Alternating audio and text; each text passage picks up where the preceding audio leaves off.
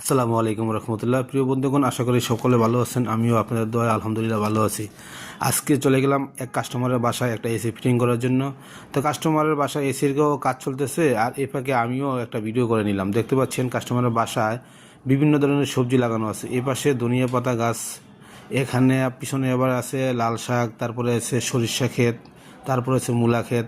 আর এর পিছনে দেখতে পাচ্ছেন আপনারা ভিডিওতে বেগুনের গাছ এবং বিভিন্ন ধরনের ফল ফলাদি গাছ, এবং এদিকে আবার রয়েছে আলু গাছ, এবং এই পাশে সিম গাছের বাগান। এই পাশে দেখেন আপনারা একটা শসা গাছ দেখা যাচ্ছে, এবং বিভিন্ন ধরনের গাছ, অসংখ্য গাছগাছালি দিয়ে তার এই বাড়িটা খুব পরিপাটি করে সাজানো আছে। তো যাই হোক, একটা ভিডিও করলাম। আসলে যারা এরকম খোলা জায়গা থাকে তারা অবশ্যই এরকম সুন্দর করে পরিপাটি করে একটু সবজি বাগান করে ফেলবেন। আপনাদের অনেকটা সাপোর্ট হবে শাকসবজি দিয়ে। এবং তরিতরকারিরা, এখনকার যে যুগ, এই যে তরিতরকারির অনেক দাম, এবং বাইরে যারা আমরা বাজার থেকে যারা শাকসবজি কিনি, শাকসবজিগুলো অনেক বিভিন্ন ধরনের কেমিক্যাল দিয়ে এই শাকসবজিগুলোকে তাজা রাখে। তো এই সবজিগুলো যদি আমরা খাই বা আমাদের সন্তানরা খায়, তাহলে বিভিন্ন ধরনের রোগ, ক্যান্সার এবং কিডনির সমস্যা, বিভিন্ন ধরনের রোগ বিদায় হতে পারে। ধন্যবাদ সবাইকে, ভালো থাকবেন।